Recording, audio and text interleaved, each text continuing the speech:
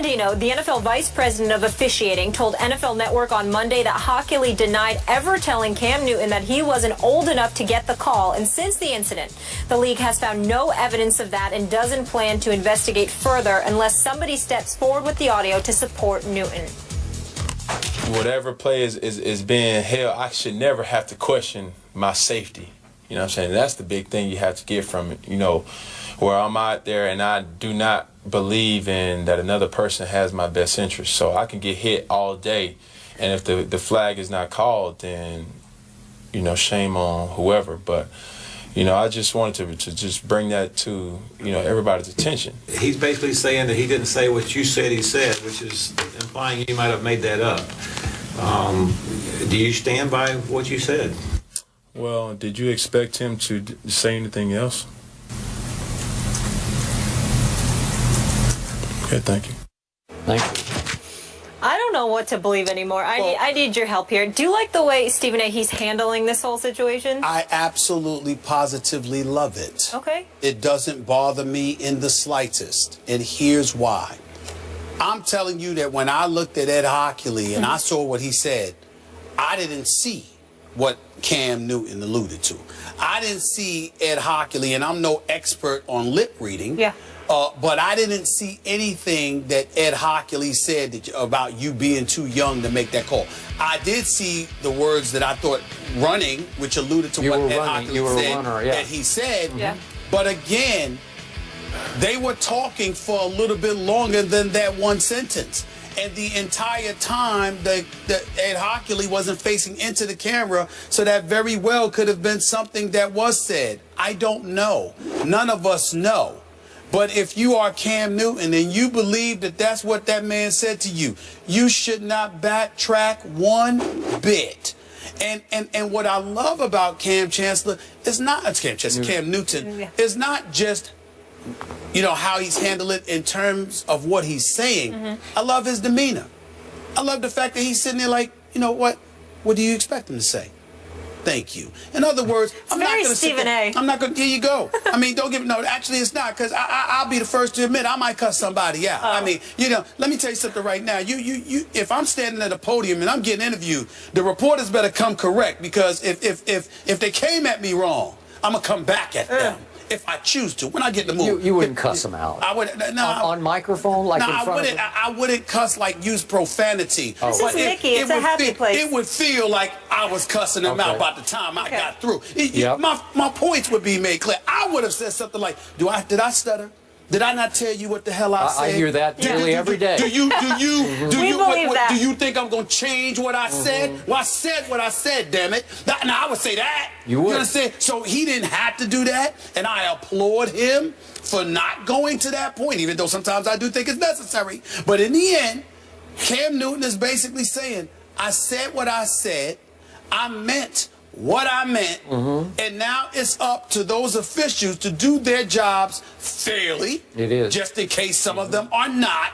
Not to mention, it's up to you as the fourth estate, the media, to make sure that you monitor this appropriately. Rather than worried about whether or not I was accurate in what I said, I'm telling you what I said, and I ain't backtracking. Now, what you gonna do about it? You gonna watch these officials, or are you not? I respect that. So do I.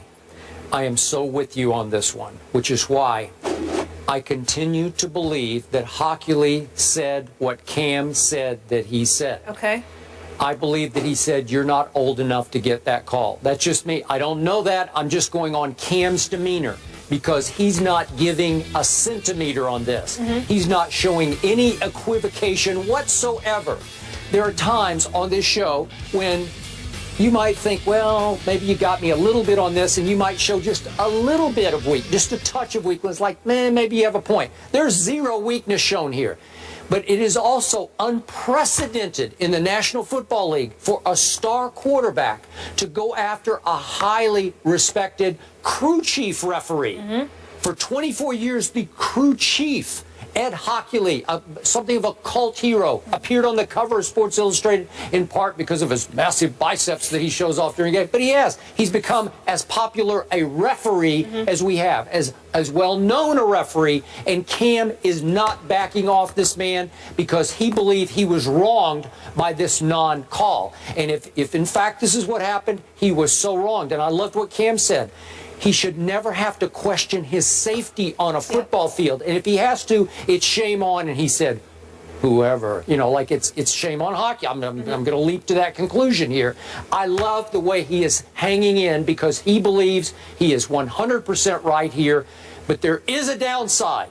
The risk here is that the other referees who know or like Ed Hockley are going to say, boy, Cam, you are breaking the rules here. The unwritten rules of football, that what is said on this field stays on this field. So he might not get some other calls in the future. So instead of player-on-player retaliation that we were alluding to when it came to baseball, now we're worried about official retaliation against and the the retaliation would come on non-calls. It wouldn't be on calls. Right. It would be on, I'm going to keep my flag in my pocket. But the flip side to that is twofold. Number one, Cam Newton is far more than bright enough to know this, which means that his resolute position in this matter is to be even more admirable. Yep. Because there's no upside to this. Nope. But the other side to it is that it's incumbent on all these aficionados out there with the camera, the tape, replays, and all of this other stuff to monitor how Cam Newton is treated. That's true. Moving forward. I like that. Moving forward. All right. We asked everybody earlier, is Cam MVP worthy? And 58.1% of you said yes. Wow. High. Yep. Coming up, JB Smoove has spoken and has some interesting comments about our program, First Take. Oh, can't wait for this. Oh, this is good. JB Smoove, in a conversation with For the Win, was asked if he was to join a pregame show with Kevin Hart, which would it be and what roles would they play? This was his answer. First Take is amazing. I think I would let Kevin be Stephen A. Smith, but I think I'm more. I believe I can pull off the Skip Bayless role. I think me and Skip, we hold on to our ideas, hold on to our pride a little longer.